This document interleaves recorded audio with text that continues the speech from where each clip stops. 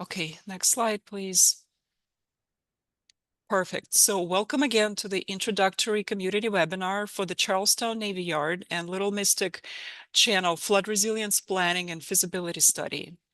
This is a critical initiative by the Coastal Resilient Infrastructure Delivery Team of the City of Boston Planning Department that we are implementing in partnership with the Office of Climate Resilience and federal agencies such as National Park Service, state agencies such as Massport, and other important agencies. We are very lucky to have an amazing team of consultants helping us out with this initiative. The team is led by Arcadis and supported by Consensus Building Institute, Woods Hole Group, Childs Engineering, and others.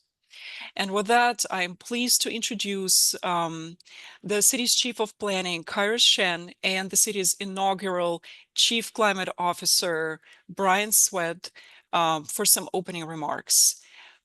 Chief Shen, please take it away. Thank you.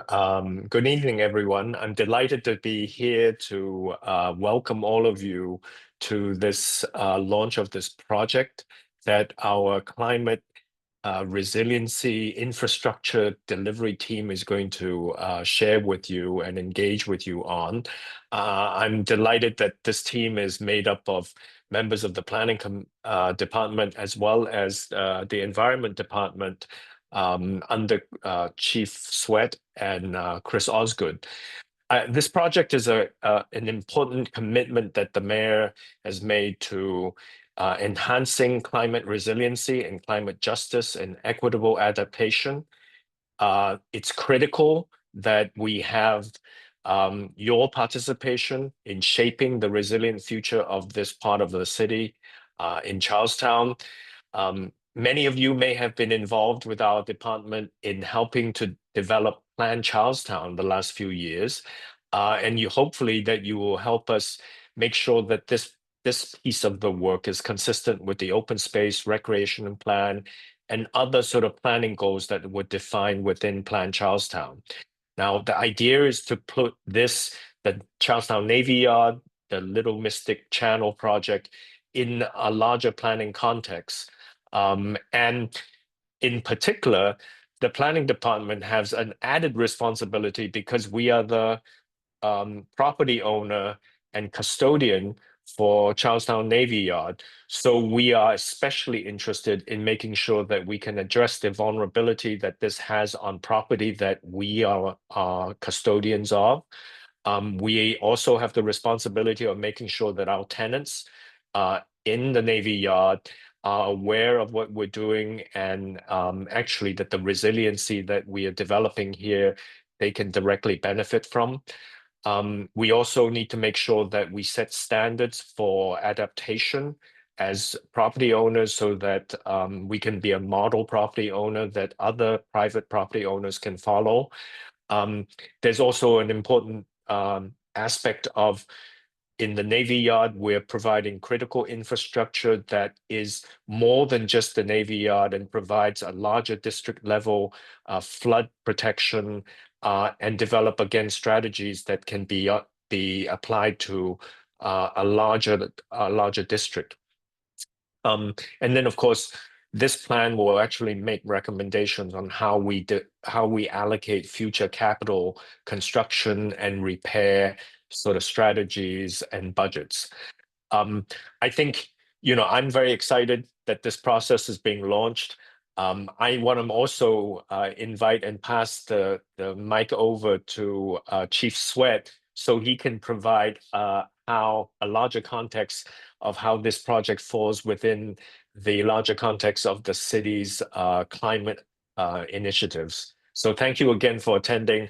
I look forward to continuing for you to continue to participate in this process. So Brian. Thank you, Chief Shen. So happy to be here. Again, Brian Sweat, Chief Climate Officer for the City of Boston. As Chief Shen mentioned, this project is happening in the context of really the city having coastal resilience planning efforts across all 47 miles of our shoreline. And the Charlestown Navy Yard and the Little Mystic Channel are an example of the public-private partnership that is necessary across much of our coastline. The city only owns directly about 16% of our shoreline, with 30% owned by the private sector and 50% owned by the state, be it DCR, Massport, or other agencies, as well as a small portion owned by the federal government, obviously including portions adjacent to the Charlestown Navy Yard. And we know that, in Boston, coastal resilience is not purely a coastal concern. 1/6 of our landmass is filled tidelands. So it impacts neighborhoods a fair distance from the coast, and is absolutely vital to the long-term success and vitality and life and safety of Boston, is how we protect ourselves from rising sea levels and tides.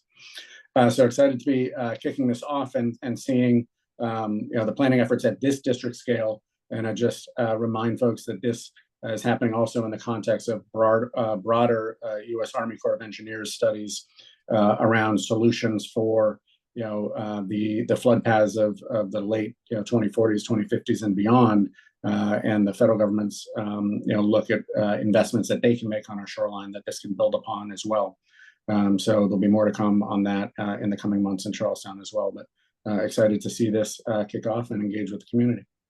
With that, I will turn it back to Ksenia. Thank you so much, Chief Sweat, Chief Shen, for this introduction. I also want to acknowledge the fact that we're going to hear from Rich McGinnis later today. He's the Deputy Director for Climate and Coastal Resilient Infrastructure Delivery with the Planning Department, and he's also the director of this initiative. He's going to provide some closing remarks later on.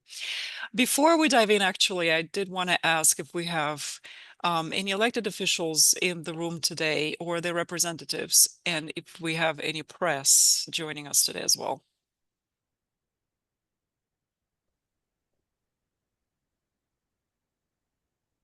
Elaine, yes, you with the office of Councilwoman Coletta Zapata, right? Correct. Hi, I'm Elaine Donovan with Councilor Coletta Zapata. Just here to listen. Thank you. Nice to have you. Great. Thank you for attending and thank you for your interest.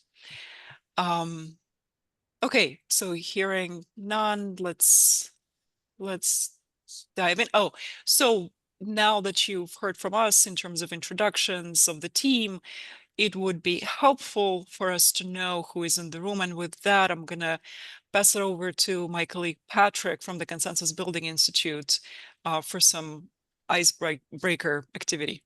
Great, Ksenia, thank you so much, and nice to see everybody tonight.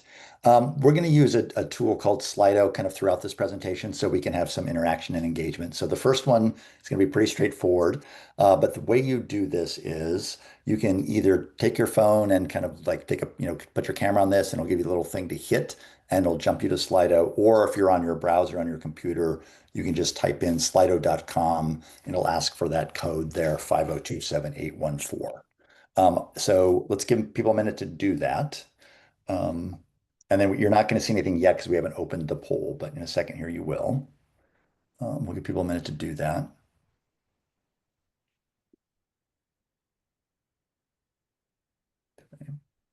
Let's go to the next slide. I'll just kind of show you. So on your phone, what you should see if it's on your phone is Slido will come up, you'll enter the code like that. And what will happen is you'll just see kind of this blank screen that says the product at the top and then nothing. But in a second here, when we open it, you'll be able to see that. So let's go to the next slide. So we still got the Slido. There we go. Okay, so what we're going to do is all we're asking you is where you're a resident of. To start, we're going to ask some more complicated questions as we go. So again, just put it in the phone or in your browser. We're going to give people a minute to do this. That number at the top shows how many folks have filled this out. We've got about 67 participants. Hopefully get a good response rate. So we'll give this just a minute as we go. People seem to be getting on this just fine. And if you have any questions, you can just put them in chat or raise your hand and we can try to help you out. And would love everybody to do it because we have some more substantive questions we're going to ask as we go on. I want to make sure we get feedback from everybody. All right. We've got probably, I mean, some of us are on the city team, so we're not responding, but probably have 50 or so folks. So see if we can get a few more in here before we see what the results are. All right. People are getting the hang of it. I like it.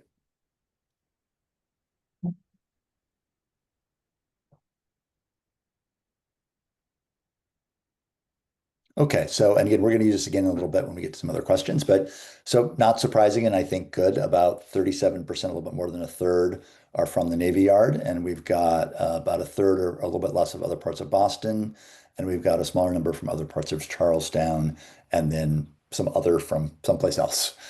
So good to know. So again, that's our number, and again, as we kind of get our numbers up here, we're getting more from the Navy Yard.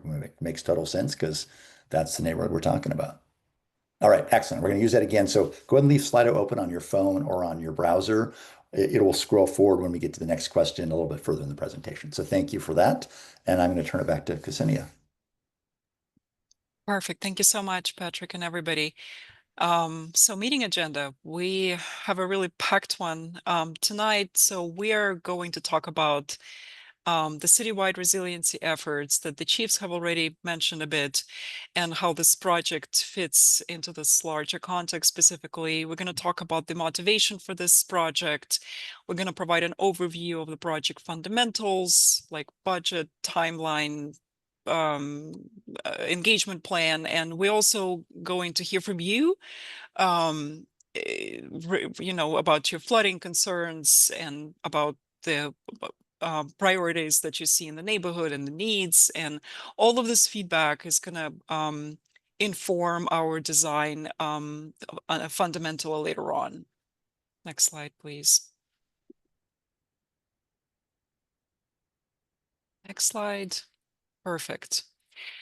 So in Boston, we experience the effects of climate change on a daily basis. We're seeing rising sea levels and stronger storms, and they all pose a threat to our communities, to open spaces, to critical infrastructure, to community infrastructure, to buildings and whatnot. And this images of flooding from previous storms really underscore Boston's vulnerability to these threats.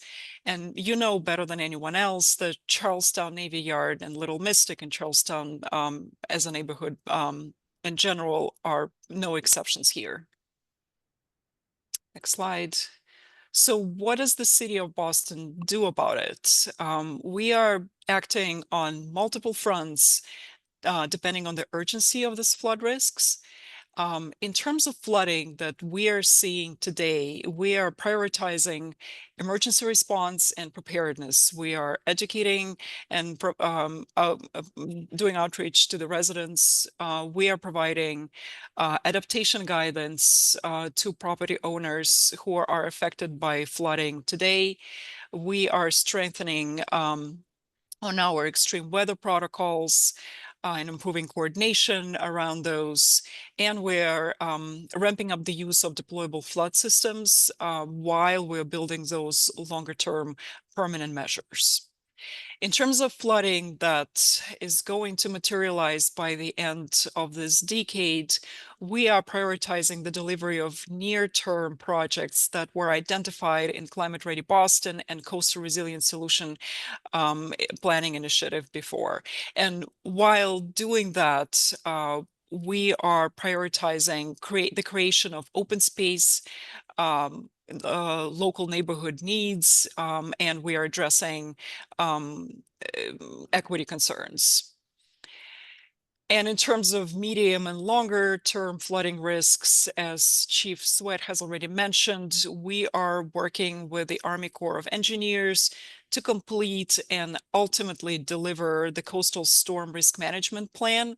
It's a comprehensive assessment of flood risks and potential flood management strategies in Boston that will help open up the city to direct federal funding. We are also developing innovative financing solutions that will help us bridge that gap between the scale of investment that we need to create that coastal infrastructure and the local, state, and federal monies that we have available for that today.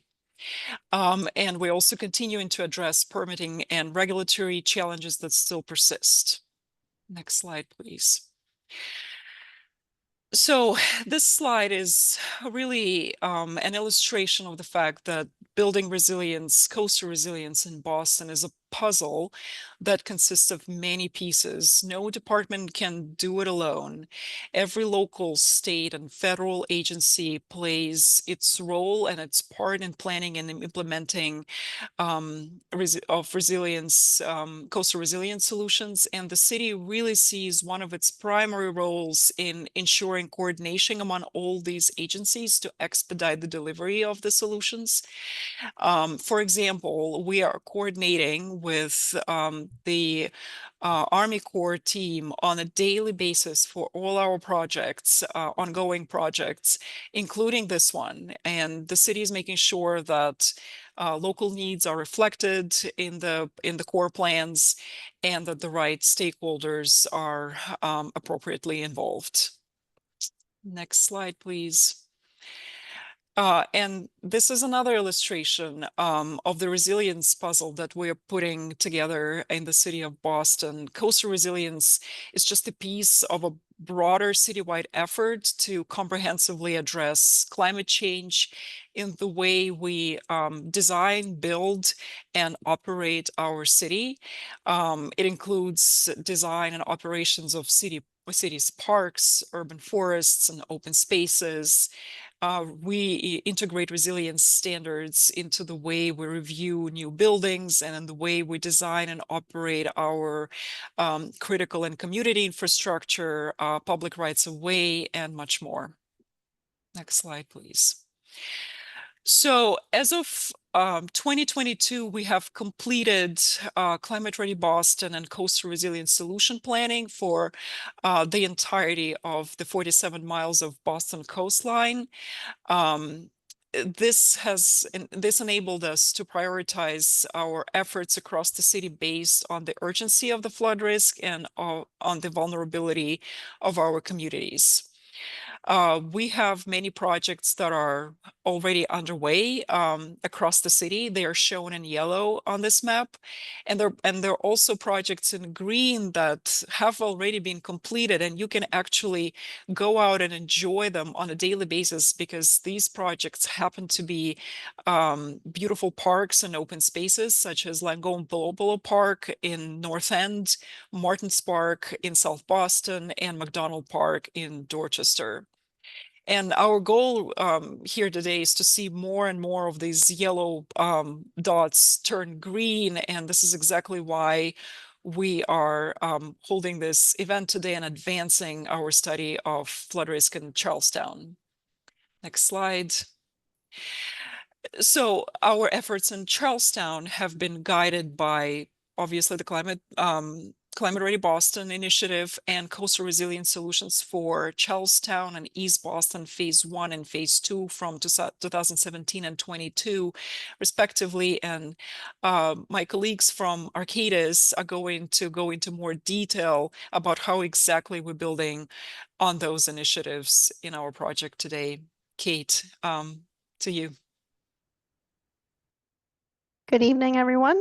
I'm Kate Edwards. I'm the project director for Arcadis and our consultant team here. And we're going to talk a little bit more in detail about the Charlestown neighborhood, the Little Mystic Channel area, and the Navy shipyard here, the Charlestown Navy Yard. So let's hop into the next slide and we'll talk about moving from, as Ksenia said, from planning into design and starting to head down the path of implementation. Really building on the studies done in Charlestown previously, and the most recent of those is the Phase 2 study. This project is going to undertake a process that will refine those alternatives that were presented in that study, engaging residents and stakeholders along the way in evaluating those alternatives, select a preferred solution and move that solution towards more detailed design. And the steps we're planning to take are outlined here. We're going to answer some key questions like, what are the options we're considering? When would they be put into place? Will those options work? Which options are the best? What could the preferred option actually look like? And what is the greatest return for the cost in terms of the options laid out there? So we'll dive in a little bit more into some details and first consider the first key question, which is why undertake this project, right? Most importantly, we're undertaking this project because Charlestown, including the Navy Yard and Little Mystic waterfronts, are at risk of flooding both today and increasingly into the future. This was demonstrated in 2018 when the harbor water flooded the Harbor Walk during Winter Storm Grayson. And flooding like this will become more regular in the future due to climate change and sea level rise. So Charlestown is at risk of two types of flooding. The first is coastal flooding, which includes flooding due to wind and storms when the harbor is really pushed onto what is usually otherwise dry land, or tidal flooding when you have annual, monthly, or daily tides that overtop the shoreline, even on sunny days. And the second type of flooding we're looking at is the concern over stormwater flooding, or flooding caused by rainfall that's ponding in low-lying areas. And we know with climate change, increased rainfall and sea level rise may lead to more stormwater flooding here in the future.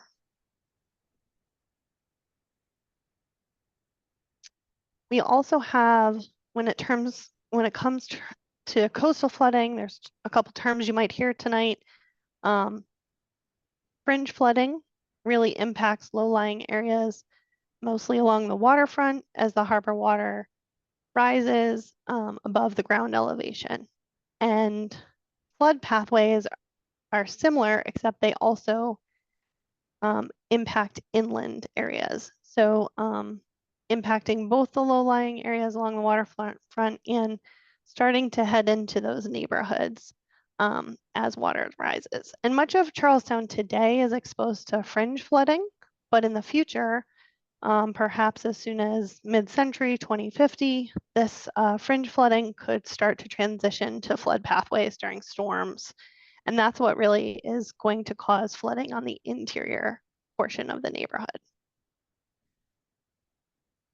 So we're really also thinking through how we address stormwater and coastal flooding now and into the future. And so we want to flip to a few of these maps and walk you through what we're anticipating here. These maps help us illustrate the risk of flooding over time in Charlestown. They show what we would call the 100-year flood, or a flood that has a 1% chance of happening in any given year. This map here shows what the extent of flooding from a flood might look like as soon as 2030, but likely by mid-century.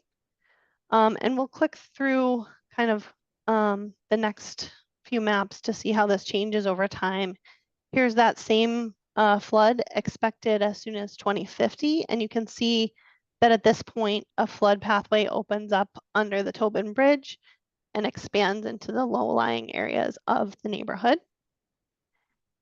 And then by 2070, we see flooding throughout the Navy Yard into the center of the neighborhood and along Little Mystic. So the long-term risk of flooding is pretty great here in Charlestown. And if we don't take action, the places we depend on for everyday well-being, like our homes, streets we use to get to work, a harbor walk where we exercise, where we get our food at the market, could be damaged or disrupted by storms and flooding. So this project really aims to think about what we can do about that. And the first thing we need to think about is that if we're going to reduce the risk of flooding here in Charlestown, it will require everybody to work collectively. As folks have alluded to already, property in Charlestown is owned by a mix of public entities like the City of Boston and federal government, as well as private owners. So working to address the long-term needs related to flooding in the neighborhood is going to be a collective action. And buy-in and support from all of you and all the stakeholders who stand to implement and benefit from these investments is really what's needed. So we're going to do our first Slido activity besides our icebreaker. So I'm going to let Patrick lead that. Great. All right. So if you go to Slido again, and you should be hopefully just on your screen, we want to get a sense of which flooding impacts you're most concerned about. And this is not a perfect list, but it's one we've heard from in some initial conversation we had with folks, and we want to get a sense of that. So we know it's not perfect, but we'd love to hear what you have to say. So again, you'll go to Slido. If you have it open, you should just see the poll there. If you closed it, you can reopen it with either the kind of the URL there or the code there at the top. And we want people to kind of pick their two. You can pick up to two, and we'll kind of see what people are concerned about in terms of impacts of the flooding that Kate just described. And we'll give people a minute to think that through.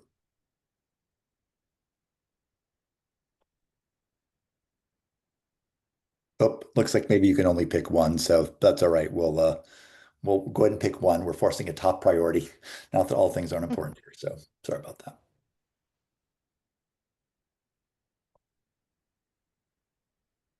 I want to see, we got up to 40 some last time, so I'm hoping we get there again.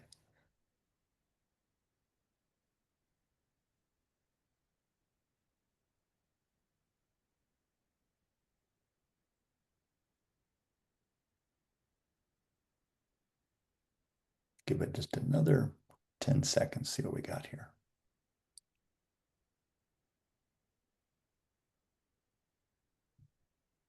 All right, so for the folks who were able to fill this out, I think what we've got is a really strong result for I will lose property value. That seems like the top of mind concern to folks tonight. So I think really helpful for us to know that, what's on your mind, and very understandable. That would be a great worry.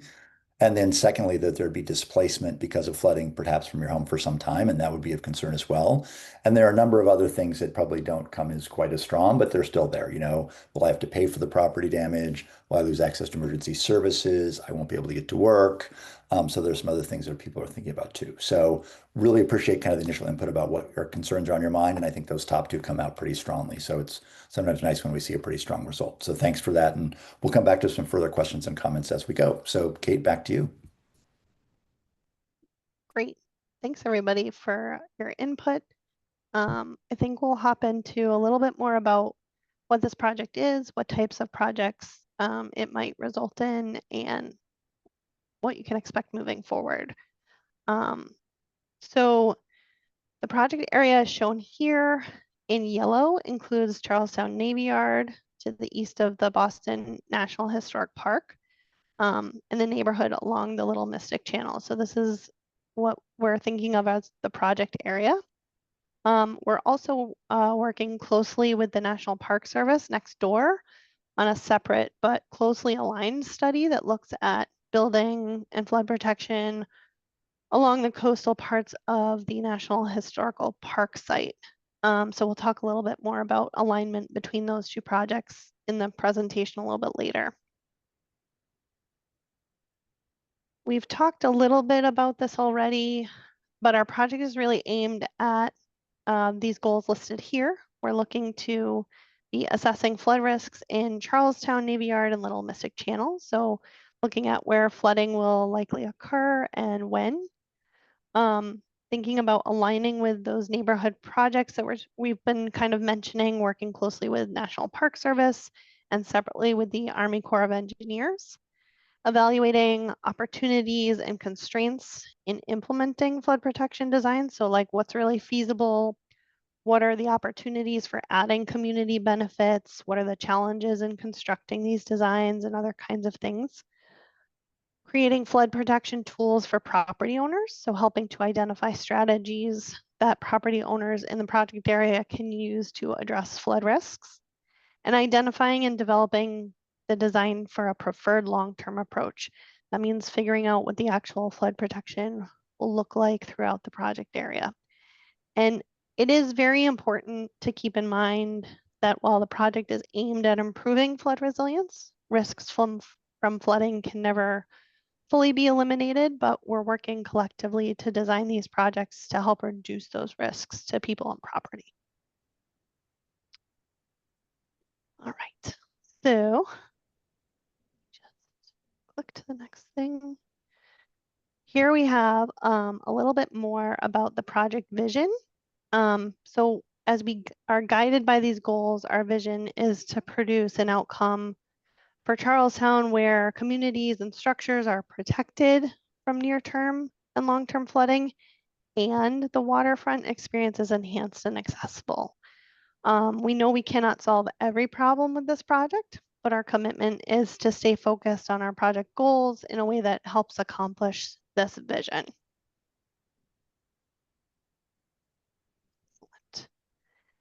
So with that in mind, we've kind of begun to explore design options for the waterfront and identified some of the key design challenges that we think we'll need to work through with all of you in order to realize that vision. And some of those include, as we said, multiple different property owners working together, also working with the National Park Service where the two projects meet, making sure that the designs align with how Charlestown looks and feels. There's a great character down here on the waterfront, and ensuring that those designs are accessible and ADA compliant. Maintaining access to the waterfront, and what we mean by that is both visually and physically. Protecting businesses that need access to the waterfront like maritime uses, and protecting residents that live along the water's edge. That also means sometimes we're dealing with limited space along the waterfront. So we're looking at making sure those designs fit into that space and also address these challenges. In terms of flood protection, we also need to think through a number of design criteria, which includes the level of protection or what type and severity of flooding a certain design would protect against. So this slide shows a variety of potential elevations for different types of flooding along the shoreline in Charlestown. These are just examples, and we'll be talking more about this as we get into the design phase of our project. But right now, these elevations you see here, with the little plus in front of them, those numbers, those are elevations that are in NAVD 88 as the datum. So present day mean high water is at elevation 4.3. About 3 feet above that is where the present day king tide is at 7.5. And throughout the study area, roughly, approximately, the elevation of the land is located at about 9 feet. A little bit above that, at 9.7 feet, is the 2018 flood of record. I think that was Grayson. And then we are looking at some timeframes out into the future in terms of that 1% annual chance flood or the 100-year flood. So 11 feet, elevation 11 feet, so that's 2 feet above land today, is about where the 2030 flood would be. 12.7 feet is mid-century 2050, and 15 feet or about 6 feet above where we are now standing on land is a 2070 annual chance flood. As Ksenia and others alluded to, the goal right now is to address the near-term flooding, which is this around this 2030 mark. But anything that we design or look at in terms of options would be adaptable to future flood conditions out to 2070. And with that, I want to turn it over to Marit to talk a little bit about what these designs might look like. Great, thank you, Kate. Hi, good evening. My name is Marit Friedman, and I'm providing project support from the Arcadis team. Our work will build on, refine, and improve the design strategies recommended in Coastal Resilience Solutions for Charlestown Phase 2. We know there's a lot of work to do on these options, and that's the point of this study. The first option we'll be exploring is called Option A, and Option A follows along the waterfront, along the harbor walk to provide comprehensive protection, but requires investment on private property as much of the water's edge is privately owned.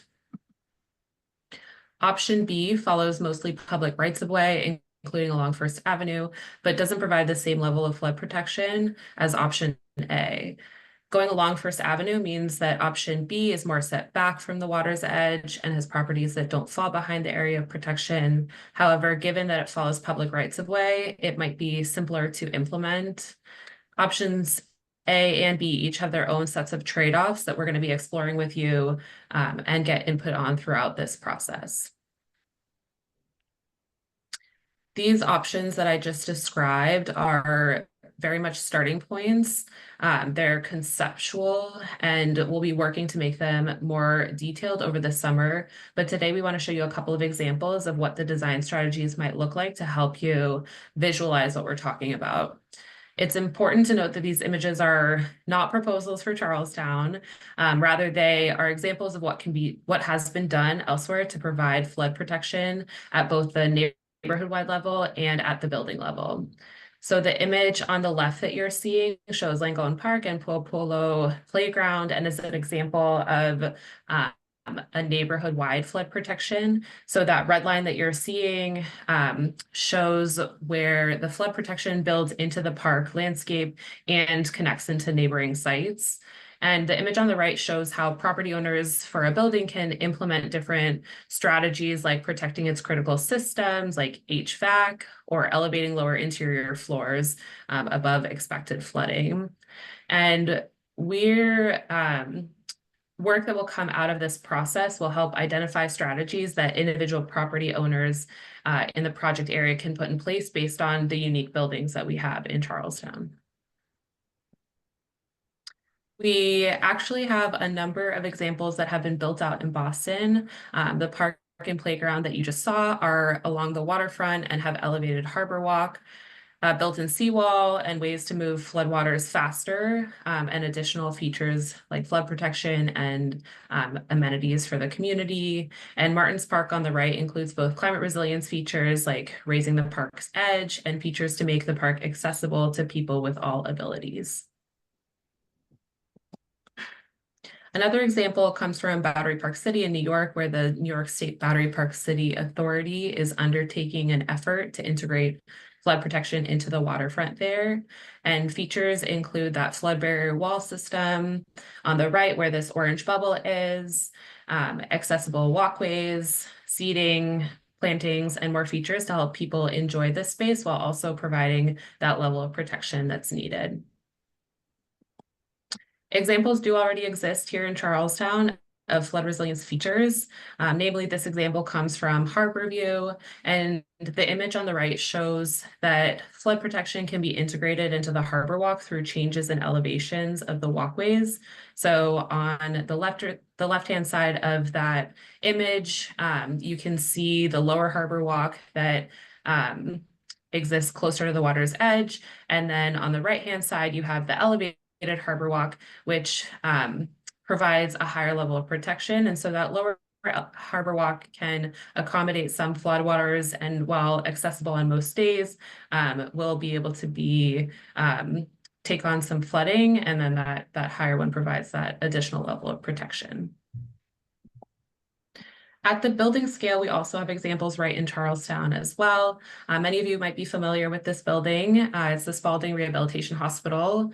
And when they designed this building, they did so with flooding in mind. And this includes a number of measures that help reduce the risk to the structure and the patients that it serves. So a few examples are that they raised the ground floor above the projected level of flooding. They elevated mechanical and emergency systems well above flooding levels. The designers did not locate vulnerable uses on the ground floor, and they added plantings and landscape features to help slow the water if there is storm surge and dissipate that energy to have a smaller impact. So I'm going to now turn it over to Pat, who's going to facilitate questions about what Kate and I just talked about. Great, Maureen, Kate, thank you. Terrific. So first, I want to take a few questions in chat. Then I want to see if there's questions from folks participating tonight about the project's purpose, kind of the approach and timeline. So, but first, I think, and also Ksenia or Rich, you may want to explain the question because it's a little technical, but Diane asked, is Boston listed in a community rating system on the Federal Emergency Management Agency's website? That data is listed as 1997. Is Boston in quote unquote retrograde? Please explain. I don't know what this is. CRS class 10. So Ksenia or Rich, I'll turn that over to you. Thanks, Patrick. Yes, we are. I can provide more details on the project webpage. The city just recently hired a new floodplain manager, and the city's efforts to address current flooding risks and future flooding risks are recognized, including Article 25, which is the city zoning that reflects the FEMA flood hazard maps, which are periodically updated, and also Article 25A, which is our sea level rise future risk zoning that requires new projects 10,000 square feet or greater to be resilient from coastal storms. But we can provide more details on that in the project webpage, Diane. Great, Rich, thanks. And then Sarah, I think has some more questions. She asks, can you provide BCB in addition to NAVD 88? Yeah, I think that the calculator for that is adding another 6.45 feet to get to Boston City-based BCB. We use NAVD 88 because that is the state's Massachusetts coastal flood risk model measure, but we can ensure that our sort of publicly available materials use both elevations for clarity. Okay, great. I want to kind of see if there's questions that people want to raise. And again, so I'll turn to Joanne first. And again, just state your name and we'll go forward. So Joanne. Thank you. I have a question about Massport. I know this project limits are Little Mystic and the Navy Yard, but it's hard to not recognize that Massport owns the waterfront where the Little Mystic is located. So that if they're not at the table and they're not presenting their what their plans are, I don't know how you're going to protect Little Mystic, since most of the water that's going to be coming in, other than from the Little Mystic itself, is going to be coming in from the over the Massport land.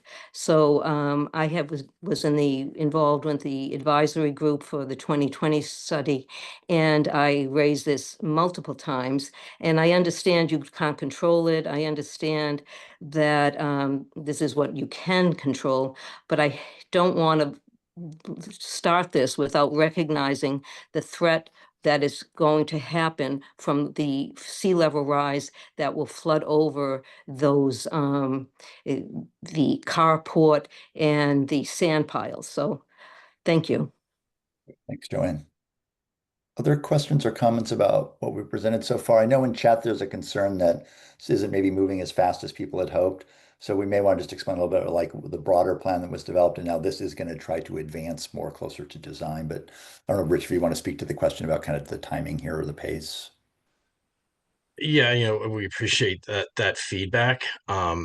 This is $1 million investment effort on behalf of the planning department to get to a higher level of design. Our goal in this effort is to have a higher level of design, benefit cost analysis, everything that we would need to put into state or federal grants, start seeking funds to building out this infrastructure. But also part of this effort is to develop guidelines for individual adaptation and retrofit. We're not sure when these district scale investments will be put in place. I think that's the biggest concern, is the pace of actually implementing the district scale work. I think meetings like this are good at just bringing awareness of the flooding risks, and just pointing to property owners to take their own measures to protect their property for those things. So it is a slower pace, but as Brian Sweat says, we have 47 miles of shoreline. In our overview, we're breaking down that shoreline by what is flooding now and what can the city do to protect those areas, and what are the near-term most vulnerable areas, with this 2030 flood level scenario. So we're working in every neighborhood at various levels for readiness to implement these recommendations. Thank you. Thanks, Rich. Dan, over to you. Yeah, I want to support Joanne in her position. I too have pushed hard on trying to address the Massport flood risk into the channel space. The direction you still are stuck on is dealing with the south side of the channel space, which in fact you're going to actually create more problems than fix, because you have a watershed from Breed's Hill coming down the hill that will create a flood area from the new partition that you would have to build within the channel space for your new construction of your phase 1, phase 2 concepts, which is a terrible idea. You're also destroying the space. You're also introducing issues within the buildings themselves from light, because that's the north side, so it doesn't get much. So now you're blocking the entry of light. You also break security elements within the buildings because now you just jump over the fence into their properties. That's a bad direction. The better direction and cheaper direction, cheaper is you take advantage of the fence line that already exists on Massport property. You put a berm wall there with a higher fence line so there's less visibility across to them, and you solve not only the short-term but the long-term flood risk, and you put a dam in front of, on the harbor side of the Chelsea Street Bridge. That solves your whole flood risk of the entry from the channel space, as well as dealing with the risk of the flood from the Massport side. That is the better direction, cheaper direction. Magic word, cheaper. You're going too far to the wrong direction. You're putting other buildings at risk by the flood risks that you will then create from watershed. Don't do this direction. Go to my direction, the information I've sent you before. It's the right one. I've had engineers help me with it. This Thanks, is the Dan. wrong direction. Goodbye. Thanks, Dan. Okay, I think we got a question from Drew in chat, which is, where did the Charlestown Navy Yard and Charlestown stand in terms of degree of 2030 flood vis-a-vis other areas of the Harbor Walk?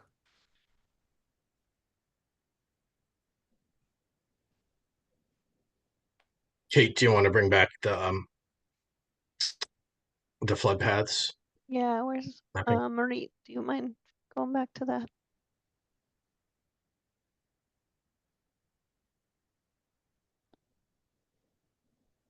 Is that the one, Rich?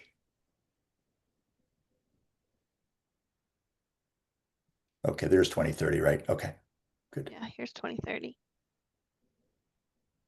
So, I mean, it's still, you've still got a large portion of the waterfront here receiving decent amount of flooding and starting into the interior, even at 2030. So, just trying to think. Is the question related to other areas of the Harbor Walk outside of Charlestown? I think so. It's like maybe the question is, how's the Navy Yard's risk compare to, say, parts of East Boston or other parts of Boston, or, in terms of this? And I don't know the city if you even rate it like that, but I'm curious what your thought is there. Yeah, if memory serves, South Boston has some similarities. East Boston, I think, is a little bit more fringe flooding, even out into the 2030s with some major flood pathways. Trying to think of other areas. Rich, any thoughts there? In Dorchester, there are 2030 flood paths that enter, into the neighborhood at Tinian Beach and Neponset Circle. I'm not sure if we're hitting the question. I think this person just wanted to know, what areas of Charlestown and the Navy Yard would flood in the 2030 scenario. And this is just an image that would show you that 1% storm with 9 inches of sea level rise of areas that would flood. And this, this image and these materials will be posted on the project webpage at the end of this meeting. So there'll be more details in that source. Right. And Chris has a question about, where's the Charles River Dam and the Mystic Dam heights relative to the flood maps?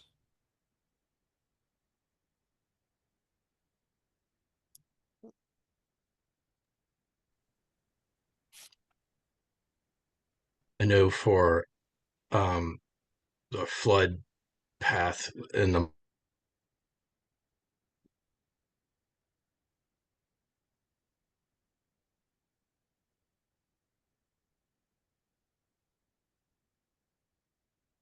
Kate, did Rich just freeze? Yeah, we just lost modeling, Rich. Up there's here. effect beyond 2050, but that's the ins and outs on that. Rich, Rich, yeah. Rich, you just cut out for a sec. Yeah. Can you repeat your Yeah. answer?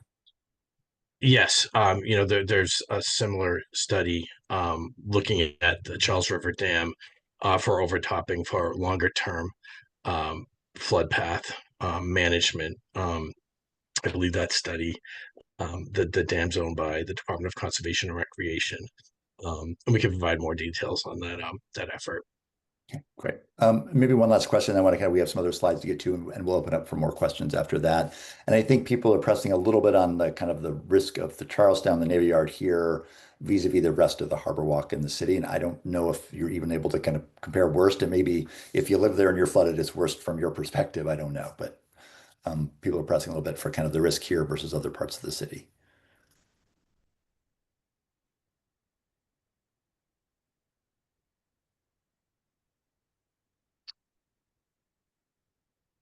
And that may be a hard question to answer. Yeah, I'm trying to think. I know that there's significant risk of if we go to the mid-century and then out to 2070. I think the biggest part here is you'll see that the flood pathway is, if not stopped about 2050 or so, or mid-century, if we don't take some action now, this is where these flood pathways start to connect from the Navy Yard side and the flood pathway that's also coming from Little Mystic Channel. And so you, without cutting those off, you get a significant, more amount of flooding into the interior of the neighborhood here. And so that's why it's a big deal and something to address in this near term fashion. And this is another factor. I mean, what you're seeing here is just sort of like a bird's eye view are the flood depths. And another thing that we're looking at is what are the elevations of the buildings that are at risk. Newer buildings tend to be at a higher elevation. Older ones are more vulnerable, and those are the things that we're looking at. Kate, do we have anything that touches on the flood depths? Just for comparison, with the rest of the city, we're looking at the flood paths, these areas shaded in blue, but more detail on what are the flood depths, and then what are the elevations of the buildings and the critical infrastructure. That's how we determine the risk. Is not just areas where water will be observed, but the structural the structures that are at risk in the critical infrastructure. And Kate, if we don't have that tonight, that's something as we go forward, we'll want to see if we can, Yeah, I know we have started to look into that. We may not have it quite ready tonight. Yeah. So I think we'll note that that's a great question, and we'll try to get that information up. So when we come back to you with further information, advancement of the design, we'll have some of that information you asked for tonight.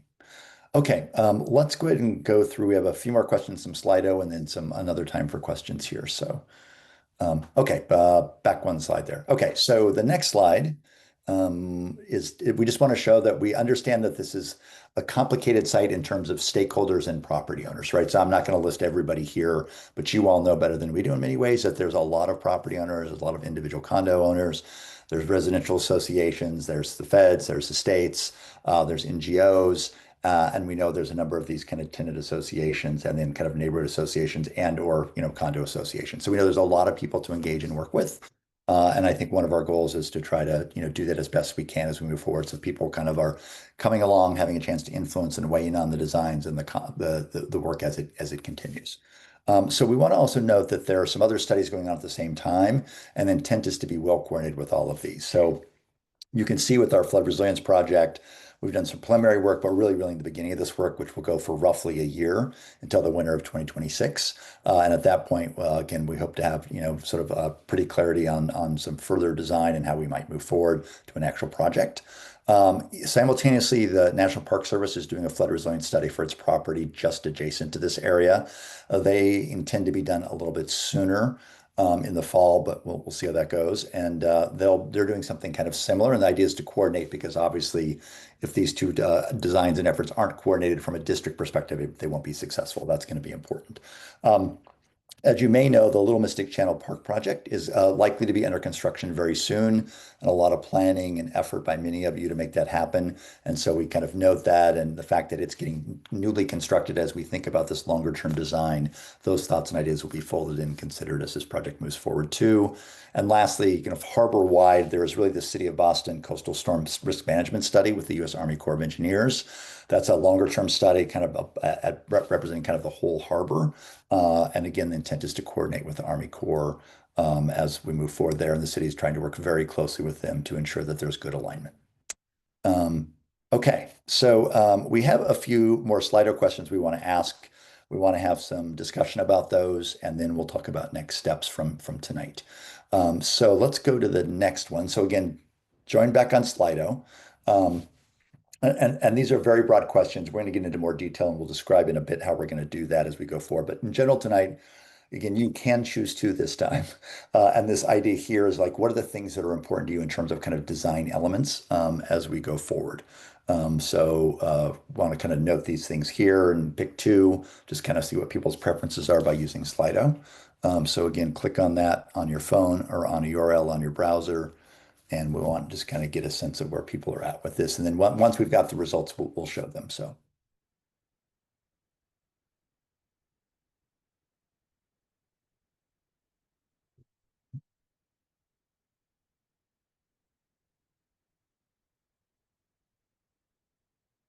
We'll give people a minute to take a look at this.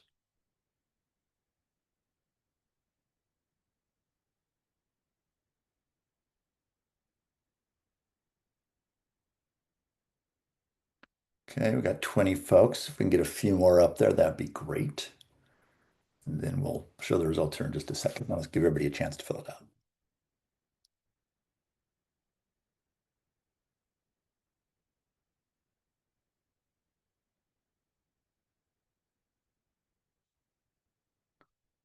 All right, we're getting up there. Good. All right, why don't we show the results for tonight? Okay, so for folks who polled tonight, it looks like about 50% want to make sure that the design works really well with existing structures. It's, the waterfront there is a really lovely place. Many of you invest a lot of money in your property. That's your home. So I understand that it wants to work well with existing structures. Makes a lot of sense. Again, that's a very strong result. Next is improved walking paths, and we'll talk more about that as we go forward tonight and beyond about what that means to you all. Looks like more trees for shelter and shade, especially as things get hotter. And then accessible structures primarily means access for a variety of mobility, and also that you're able to get to things or things that you want to do, for instance. So both has to do with kind of American Disability Act compliance as well as general accessibility. People have talked about native plantings, recreational aspects. I think there's some aesthetic concerns here that people have talked about. And then all accessible structures again means, really good access for people with a variety of mobility. And then people have mentioned to some degree, and we've heard that in some early conversations about public safety as well. Great. All right. Super helpful. Thank you. And this is really helping us understand what is important to you as we go forward with the design. All right. The next slide is one more question. So again, these are at least a few things, and you can put in other, you can say that, and we'll actually have a conversation about that. Like, what else do you want to know more about? And you've already begun to suggest some very specific things in chat. But, it might be how much will it cost and who will pay for it? Probably on people's minds, given your concern about, your property, as you said in the first slide that we did. You may want to be thinking about what steps your particular building can do now to keep it more flood resilient. You may want to understand more about the kind of reduction tools and choices, or you may want to be interested in kind of some of the aesthetic and landscaping pieces, which can be very important to the quality of the neighborhood. So I'd love to get a sense of where people are at. We'll see if we can get to 30 or so again and see what the results are. And then we'll give a little time for discussion as well.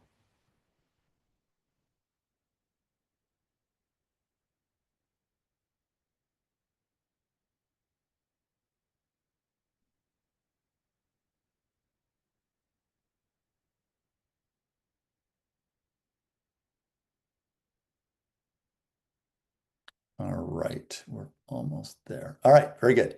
All right, so interesting here. We'll let this see how this goes in the next. We'll watch real-time results here. So it looks like I think there's both a strong interest in how much it will cost and who will pay for it. Understandably, this is a combination of kind of public and private property, and so there's going to have to be, thoughtfulness about how that all fits together. I think the second question equally as strong as the detailed flood risk reduction tools and choices.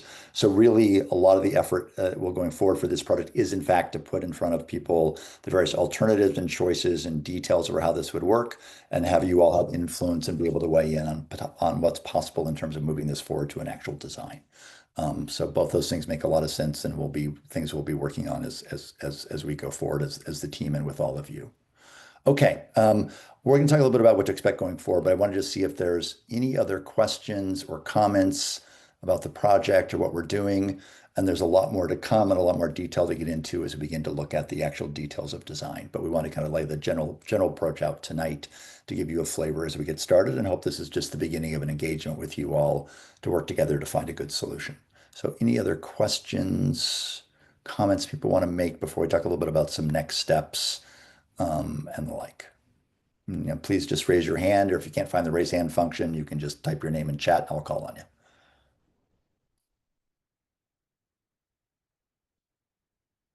And we're adding some links in chat too, so. All right, well, why don't we go to the next slide?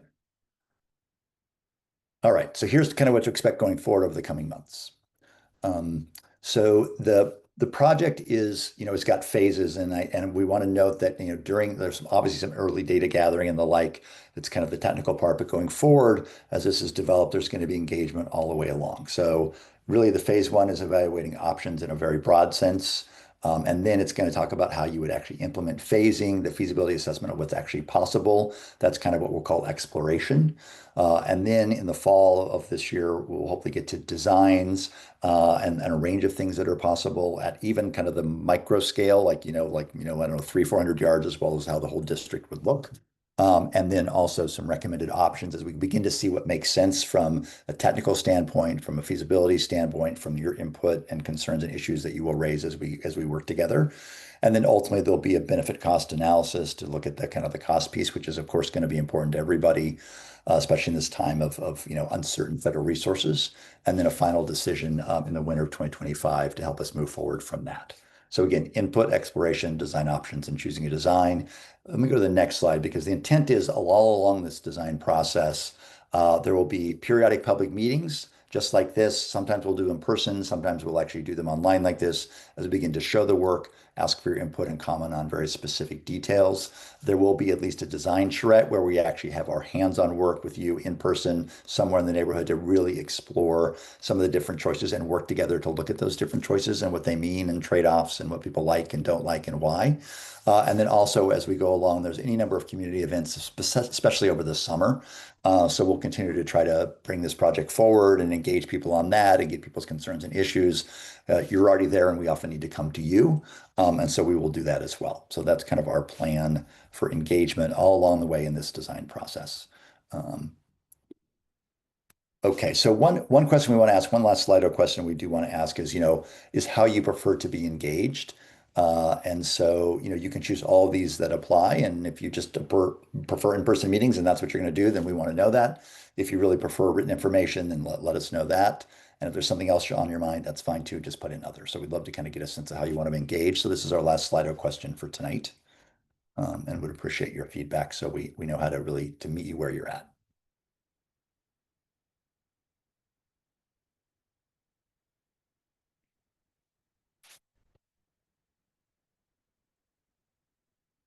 Oh, this might be the same about select one, so you may have to pick a priority here. Sorry about that, but we'll get a sense. And again, we're gonna try to do a variety of things. So this is not mutually exclusive, but we would just want to get a sense of your preferences.